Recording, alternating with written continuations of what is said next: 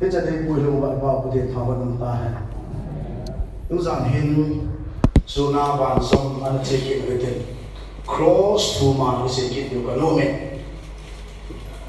ấy chúng mi còn thật he cross chung lộ qua anh ấy cái quả go cross chung lộ qua Christian thì go mang go out gì tôi cho nên cross mà hẹp quá mỏi liên có ba cross ở cái bên này chắc là bạn nói hình và nói hình có thể tôi xây nhau bên khát ba hình mi họ hi ama làm à bùi à thì chân khát ba hình mi họ hi cross à bùi à thì ba bùi là sang cái này bên bên khai khai các cái rồi còn bên và nó sẽ muốn thì mong cái thể tham này vào bên nằm họ ba cross mi họ nó mà có mà hình bùi lên bên cross à bùi bên thì nó vai thằng nào này các sự nhận thấy buồn cái thứ ta là chọn xếp là cái gì hết mình còn ý kiến chắc sáng mình sợ rồi ý hiện tăng sao mà chọn xếp là cái bộ là cái hai ta khi mà ta hay đi gì phản nghe chọn xếp là ý kiến chắc sáng là sợ rồi cái nào hiện tăng gì sợ ta bị chọn xếp là thang cái gì mình còn khẩn hiện chọn xếp là gì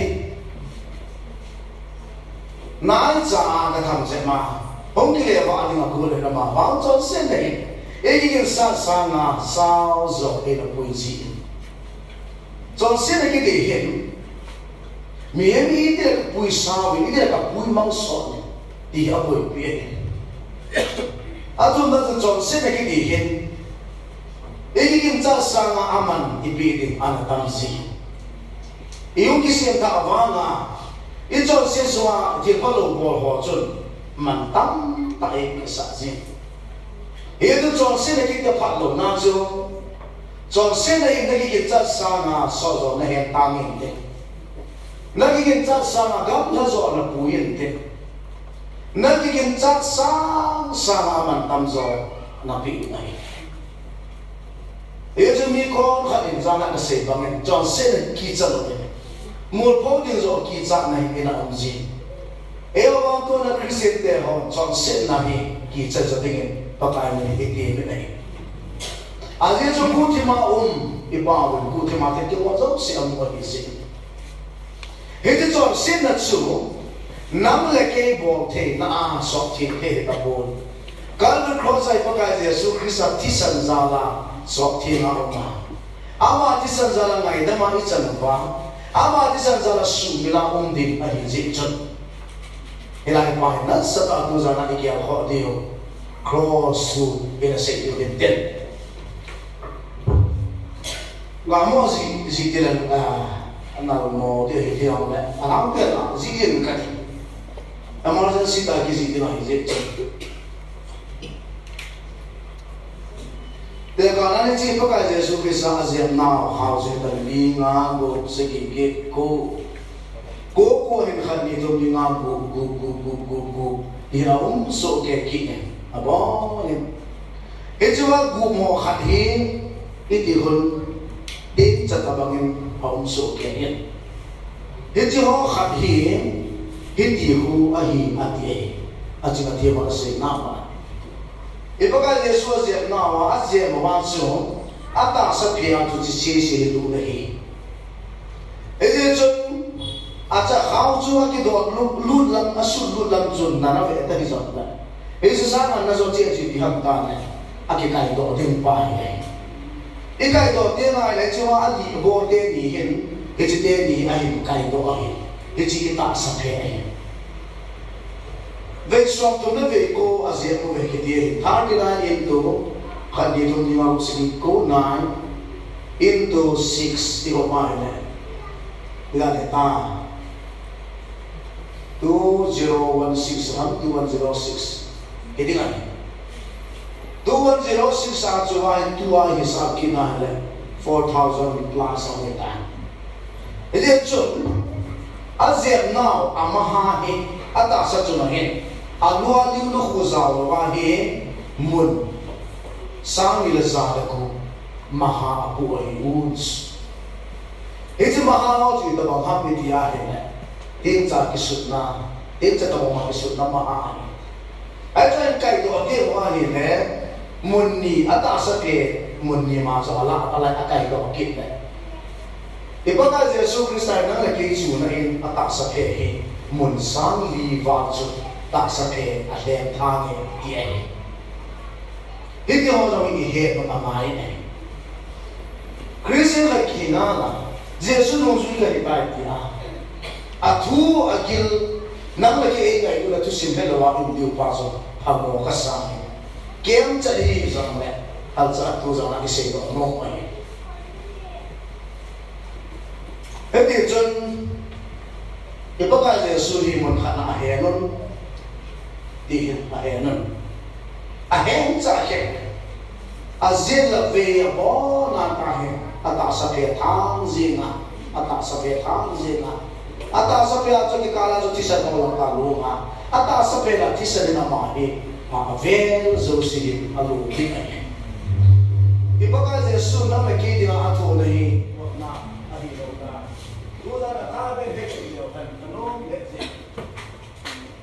Yesus nang ba ka huy pura ka le pa de santan ya di chang the lo ni nam ta ki ya da athu na pa i he chi na no ni ya lang da ni ya lang i ta bang din mun ni hi song le ka pa ka Yesus ki sang ki ya de ma he ta bang athu hi o ti pa hi i lu ti ma hi he te ma hi ama adina i zo ki le pon phal lo zo ki le ji ta pon ama adina Ipi ka po ti ham ti lang so ke ma so ki gel si ta ali so ma yo de athu si ama yo de ake ma po si ama yo de ma ti ta si pa ti lo pi na chat ta hai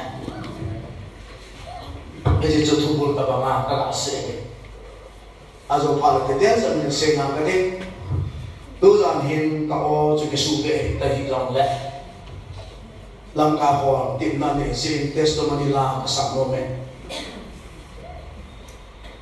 nung le ma he ko din gel phalo wa ti na pa ma sa pe pe ka sa ne he jila e ka ta na la he February ta so mi le to kom sang ni le to ma Jesu Christ mu yung pula le pa ka ke sang din he ka zil la ma zu kon ke sa ha ha zaket sa ka ko ka ve la ma me tha ro zi gan ki ti la ka pon ke se ko uniform ka he Pati itu saya patuh sejing lai taksun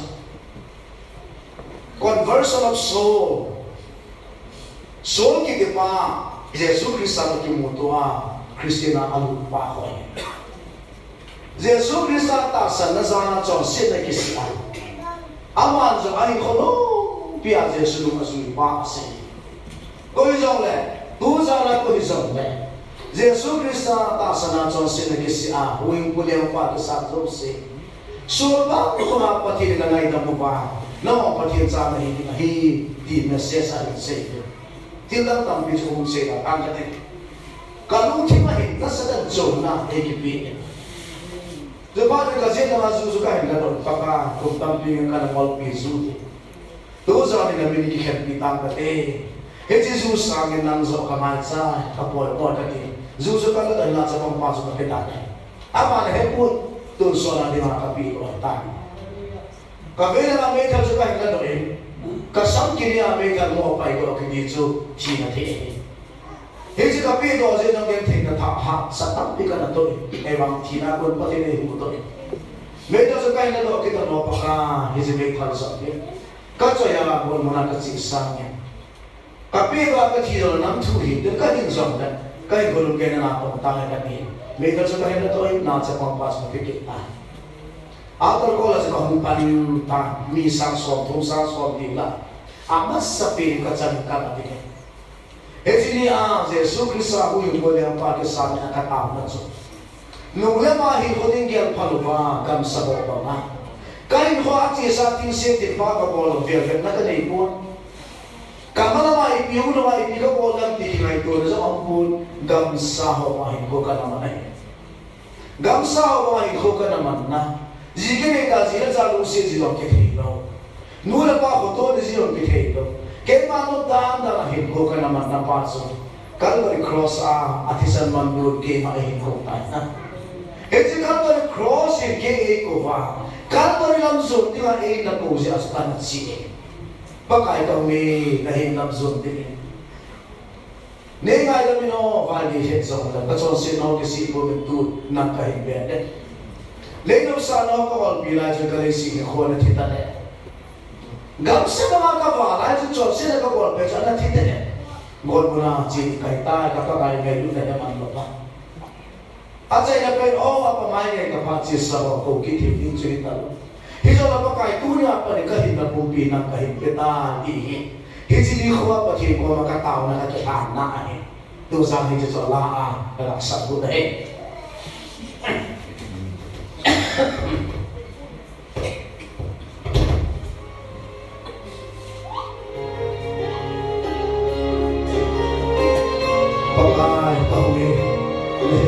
Ruột tiền lên mai ra bên đó mai thì để sống lên hallelujah hallelujah hallelujah hello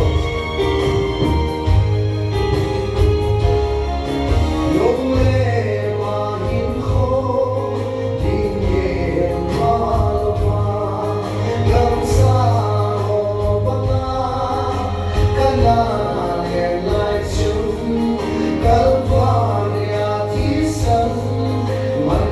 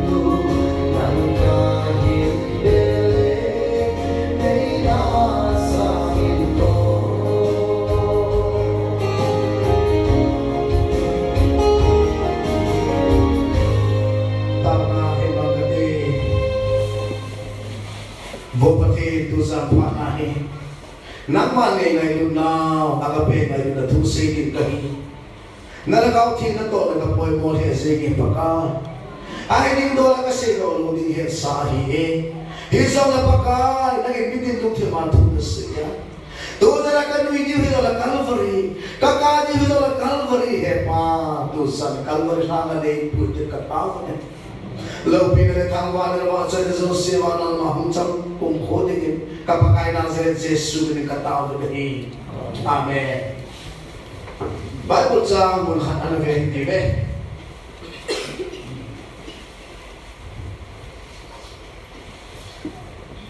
Matthew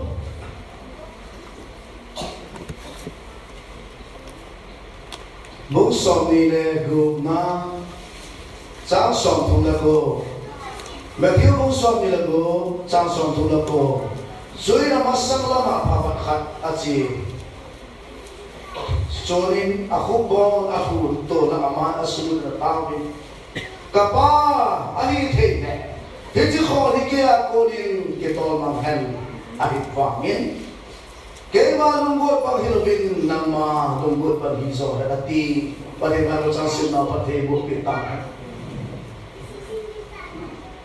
doon sa akin si Timon ng mga lungkot pang hinuwa napakay pa nalin pa lungkot pang piting kikiyat ang tigat human to sa akin Calvary naman si Tape na lasin pa Ola hoy Calvary meeting mo si Zong at hanggang zo si Sam kim ka nga sapi tisalu fan ko ni ban pina van na karun tele kala ilaw chilo sa hallelujah van na mai sa di zo hi tisalu ra he hallelujah ito do sa panin napaka Yesu tisalu na napaka Yesu suget tiya o na panin detail chen sei zo gi zo lewan api khan he na hezi na pakai pa na ngai nu na pa zo he tie ma krisi ko na man ding chi ke sa ne Jesu Krista ngai nu na tisan lo na tho na thi na tho na he chen lo pe krisi ko ma hi ki sa nu ke sa ne no ni zam le ki su min jita ha sa ni zam le a sa pe na na ki ke la ipaka Jesu thu ne ki he do jita ma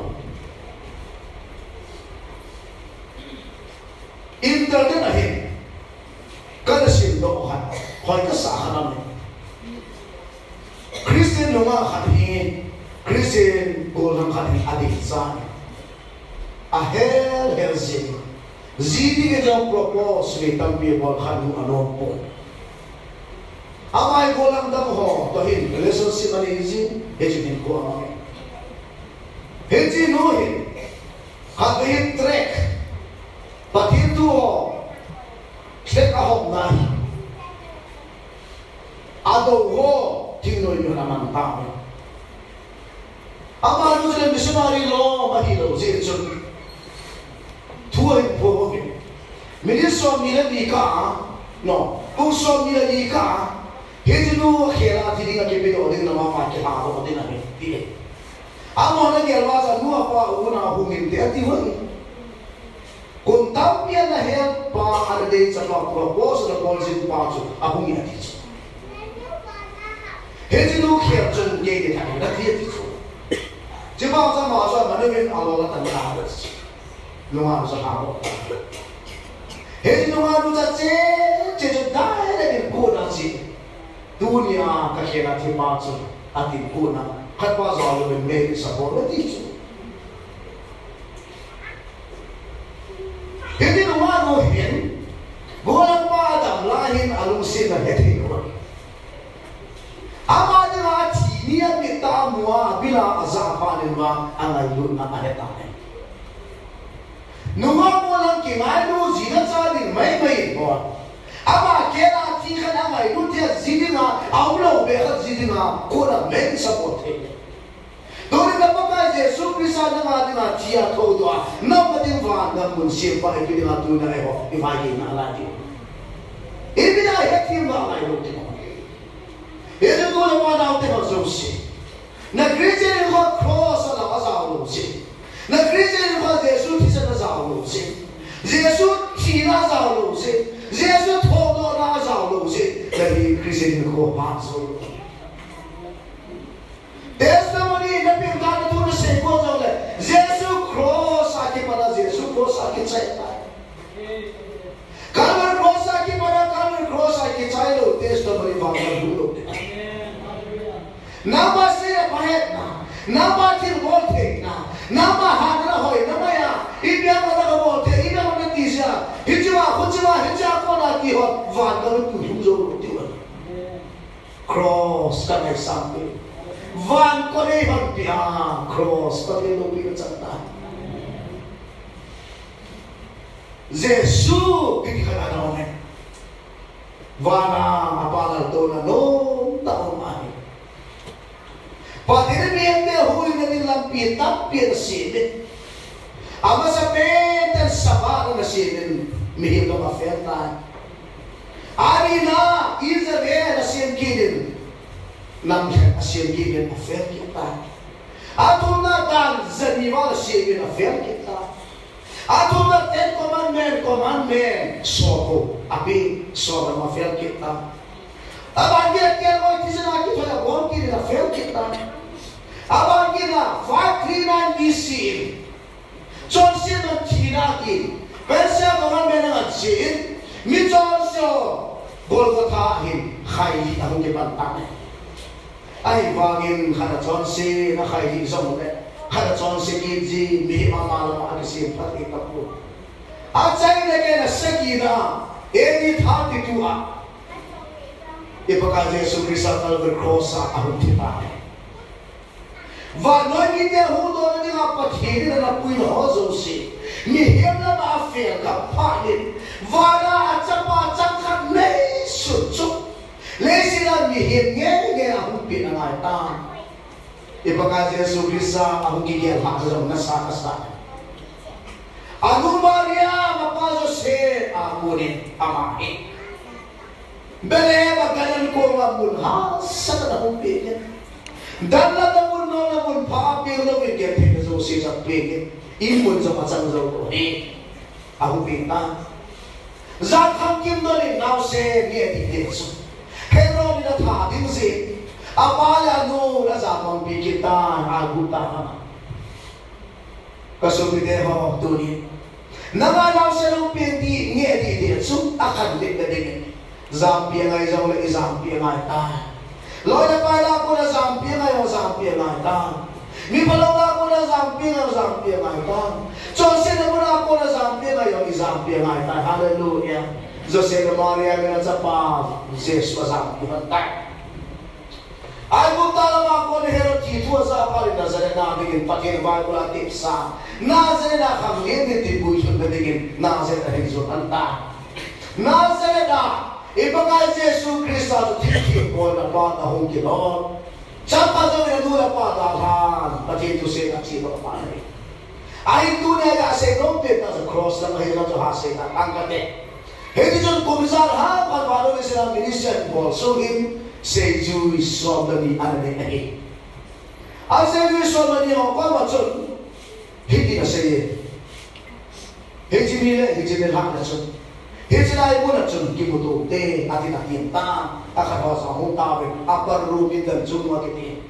Hilahin dan chuno ni pakaje sura se iso ben yo ko ma sa pintil se hiji ka sa na ho da ki pe so hiji ka di se na cho se na suna ma ma de le kho fu de le si mi hi na pa ke to an ko ma do ha ni kho na to ha an le kho na a cha ni ta aba sana ma cha ha cho la a he ba dari hibin le ni ka ta sa na ho ti ma ti pe to ka hijwa cha ha ati ba he hijla hi asena ata saphe hijite de a zin hote la je te ule avela ata saphe hijite de le thang den ave sa na chun chang ha chu hijite de a pe ru hijite de na he ba le ni dole ho mulang ka paso di ken ho sagre na pe te le pi de ma phe le ta ta ile lo ham asi biha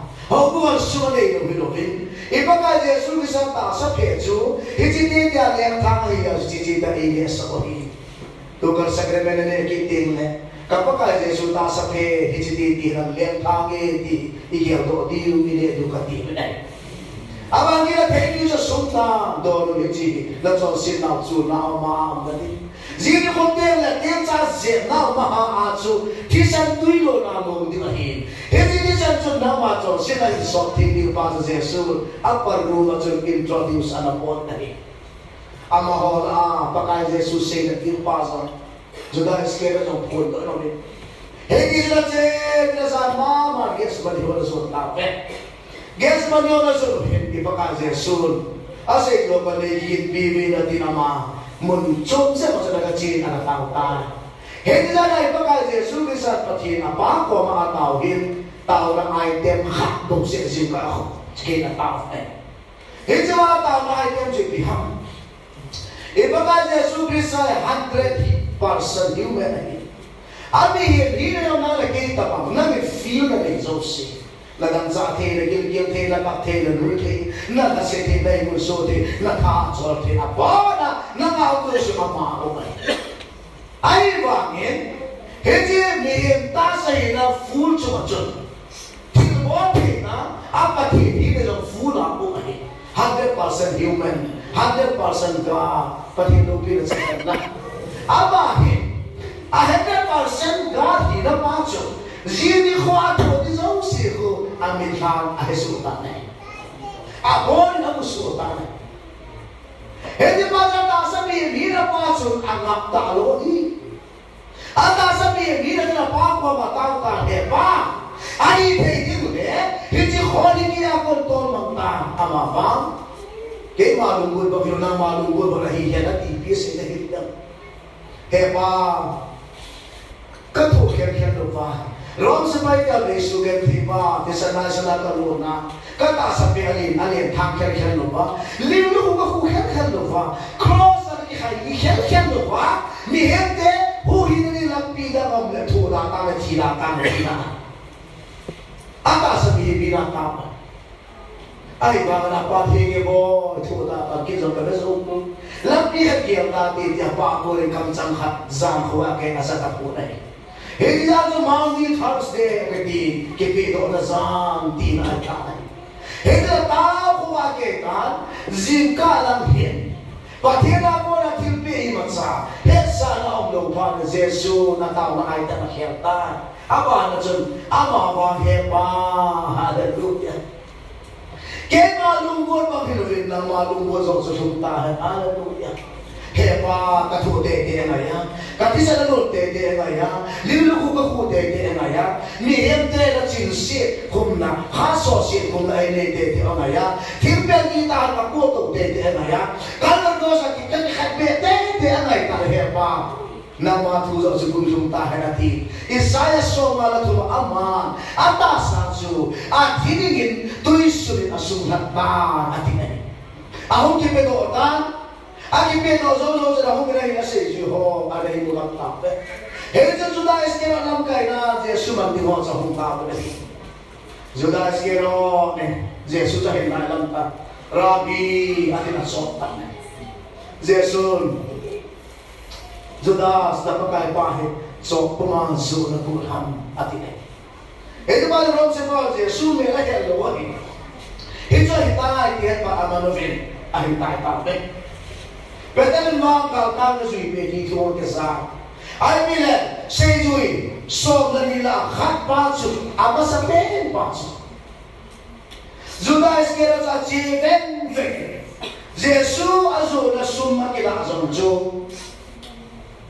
Asekha ahai zale khawira ki khairi ati zo dumet aol atumbi apuza na laje Judas apela na pinda Judas ating apa sa di makati Dori lang Jesu kahe kadili yung po lepa itinala ay mga tilyang sa Jesu iso khadi witunin ti sa pungkasan malungkot pang hona. Malungkot din ng tinsa na siya. Juda iskera pa kasi sunong-suy sa. Sunong-suy lang sukti nga pangahi. Juda simpa. Treta na lang pansabi na layan. Sumang lola makikinan lang tayo kanina. Hubula sa sono nila lang tayo kanina laya. Jesu Christ ka suma na zu yang zu tu za ne ti pu mi va se lu se lu ta pesto bone ta aba kila petel sega digin azul pa thum ve a sega zo na hong ki lu ne ta sega dang se va kho pa na ki se to mi nei mu khan de ki cha tai na ung kan ta ve tu ni se ju ho za ke ti e ho za ma ho ta no ni kha ti ho tu ni ki ya ni de na tu ni ki ya ni de ale je to ka ya sa hi man ta ve ma chu tu a te lo thiên mô là khát sa một bộ bây giờ thì rồi chỉ cho bắt đầu bây giờ thì sao hiện chỉ cho bắt đầu cho cái thiên mô là cái này bộ là cái nào họ sẽ phát là ta ai đang thà để những policy program mà bộ là hiện chỉ cho sai thì nó cũng làm cả họ rồi làm cả họ bắt đầu làm mình bây giờ làm ta này Bemin barabasa cho sin hitamo Jesu Krista ke man hitamo ama ni la koi zo ka het ma koi lo ka ha bi hom ti hai mi pi hol barabas ne ha pi min lang Nazareth Jesu khai ni ta wa ti e mi ga Nazareth Jesu khai ni di no bi ma Jerusalem abuse Jesu asu ko le na abo ina aba no do ja lu ma pa Pakai hoina kicip na ne pa pakai pula ho business ane pa pakai hoina suno phasu ba Jesu luha khani heti ya cha ma ka business tantan ka sumu na tantan kai ko ma ke su ta po ya ti wa Jesu Krista khai hi din lu kha ani be ai apeng tawin Jesu Krista so ahin kai Barabas ha do vin Jesu Krista so aman ta ve khai hi na ko ta ve ama sapen ta na sanghol jo na su tao ni ibaga Jesu biblia sa za masana so nang lagi ngai lu na za sa bu ki wa ne ke na ti ma ani pati no pi na sa ka za e atia kam sa na po ko mi pi hin kha mi he ba sam khana sa bu ki wa ki din sa ki ti ki no si na na at po khon te la ai bang nama na lagi ngai lu za ne hi no cha thoi hallelujah awan ki din kha wa ai el ke me hin kan be ta chat the ta lo ti he je kha me hin la de blom se pai ho Allah ni ba ka Yesu ki he cha khen ba aga khen wa he ali ki ka se su ding cha ho ta ba bo chu a pen ta sa lu ta amat de ta Jika malah kawan muncul lesa tu kiri mana le, atas sepejo, alu tu cocok ni. Ipakali sudah nae di hati sang akak ibuku, ngatawo hati sang ibuku. Alu mitha nang lagi alam sing. Isaya so malat hunna, ama natu kimga abu alu lajim dilahe hallelujah. Tuna nang lagi ama gali tuah. Ama hui mulai pai kesana bapa kia ada tu kecinta ini pada hilang apa tu sih sama alu na cinta ni hallelujah hidup pada ni bapa Yesus Kristus na sangat orang tu macam apa pun ke laule naule ke kuat mulai cinta ni alu lang tilo lang si orang kacau tapon kapok Jumpa ni tisan lo along singin lo le ai pen li ma to on na ki ka ma ki ne ki lo khat sam po a chai na to la a di zo ta lo ke he zo mai ta lo to la lo jo na to sa ki lo le li lu ti cho la fe a lu je ki na ve lo le li lu ko he li na ha li Adin tu kita siang sulit alua tu. Ewa tu siapa halal adin tu alua khem bukan kita. Akhir doa. Alua boleh kisah tonton hulung cut si. Abi dia lah kita lovin. Alu tu abi abon sakit kisah na domen. Abi kita lovin lagi ada apa? Lasi pabo lagi sana. Nabi na to ma khobuthi lo wa min so na lungla ki kalang zingi hallelujah Hei yo no na din sa ki lo tu ma so ta chu na le ke cho sin na ti pe la po a gol wa tha mo lo so na na gol wa tha mo le jo ta ti pe la hin po ta ata sala be Golgotha apane no Jerusalem apane Golgotha chancho ve saki lambe ki sakhu adho nathom ki zin adho nathom ki zin adho nathom ki zin achai nam Golgotha luka Golgotha lukumun ki di chu Jesus pare Calvary ha puri na ha hitai hallelujah Calvary cross aki khe be Jesus anukha be nahi Aki khe mela thodo masapir zong abi nahi Calvary cross alun chun azil lama khana veira khana na me hichi cho apru ai alun lu da ai sa mo me akhun ake ठीक है जो भी अल्लाह बिना खुद जो अखेरत ना ये खतवा अखुद आप पर जिसे ना लोग जो ना कि खोजी अकेला के किर में अकेला उन जिसे ना लोग जो ना कि खो किर अखाई सांता ले ऐसा पका जैसो कल वर क्रॉस अखाई सांते मुझे तुझे से किया से इधर वाले जीवन से आते ये पका जैसो भी सा कल वर क्रॉस अखाई पे है अपान जमावे नम तमोर अनुन्नता Hei jena hepa ikni ma nei ra ha ma di sala na. Pa tira ba ngam kyo na nisa no ve ngam pon nila su zika pum kwa het be ohi nila la pum tu be ho zika. Nila la pum tu ma ho zika no ohi he chi ni ho chi ni azi jam mo thi be nisa la ba asi no ve ngam ta lo. Liwa ki honin va no je ki za no be. Til siam zau se ho zau. Pa tira ki siam zau se ho zau. Ipakai Yesu tu nahi abe zo boy dunia na na zo ni na na nisal na de na pakai pa tu ne abe ngam lo hi na pa thim je no abe ngam lo hi le se ni zo abe ngam lo ki ho ai ro se pa ho ma zam tum ta ki dunia na ke ka pakai tu na pakai tu la chi no he pa lo wa ho he lo wa ki le sa ta lo sa de i ti u the na ai Siêu ho apao do thay đồ hoàn toàn phải không? Lúc gian này thay đồ hoàn toàn phải làm luôn. Thì tại vô đi về xa lên anh ăn tiền cái sườn cái này, ipakai pa anh chỉ ta này. Tuy thì cái là đồ ta chỉ sân mua để ông ta po. Hết chú bao giờ anh làm cái là mà hay alo chú anh mà kia là free ta. Đồ ra này cái gì đồ ở đây mà.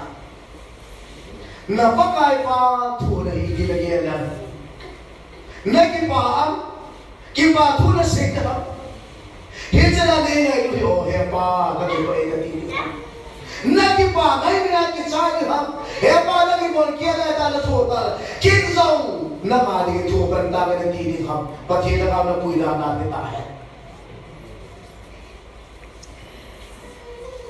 he ji khaw hi Adi ta Barabas ki ziyadत नहीं फिर पहले वो दिया Barabas की ziyadत नहीं हो गई कि खाई नहीं हो गई ये मेरे Barabas चल दिलचो जेसु चल kita Barabas के राजे सो हम ताज़ी ही हालेलुया तो ने जो Barabas की दिपाच कोई हम नाम लगे ही Barabas represent the whole humankind hallelujah Barabas ये नाम लगे ही रहे राजा ना अलग ही लगा Barabas होने दे जो से सुलत हुआ Barabas थी दिखेला जेसु थी अकेला हे जो Barabas को कोई हम पका के कहे कि थे जो वहाँ पाते नहीं किया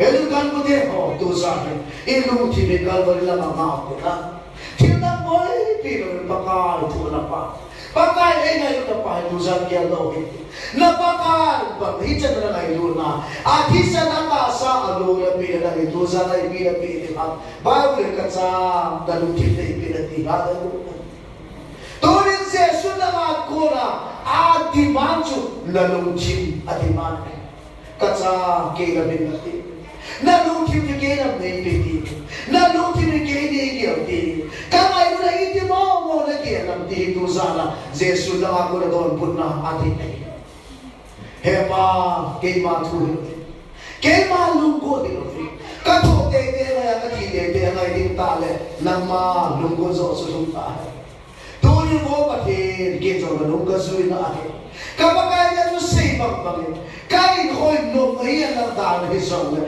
na minaitabang tutuni hisong le, hema, kaya makikiyal bang le, kaya malungkot bang ito lang malungkot bang itahen, itithin yung papatin na nehi, patin ng pinasantahan. Ebon, sa kinilusigitibe, nula pati natin ako sa dalunggerit yun ang yalata. Sagot kiwa ng ating bibila ating ng paso. Sansiya mo, ay po, ngayon na ito Kisan na isang lunga ng ating paso. Sansiya po, nakikinay mo na sa akin. Miyo na kasosi kume, at sinasi kume, naging tunay pinasi kume.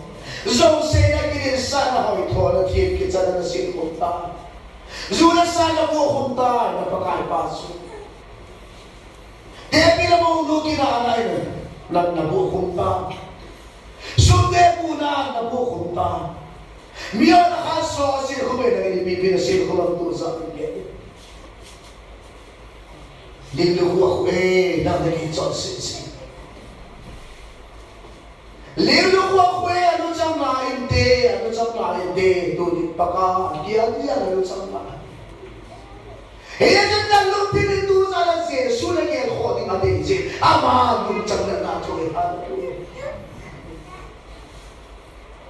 Minhating mo pa, kisa nila cover lansi.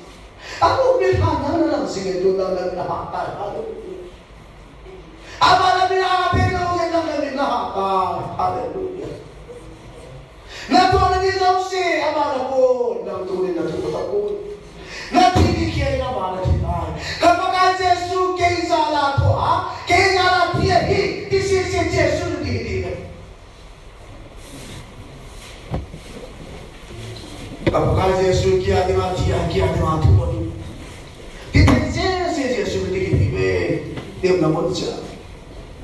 Nalong tinitiyam ng giyaw data. Huhin po na ngayon na patatiyagyan na. At po na at Yesu na hikiyat nila. Higi pa ka. Itilahin nung timagiyan to apumin. Ma situsa na patim ko makipihati mo rin. O pagkagay ibigay pa ka na ngayon na. Buwan mo lang siya din sa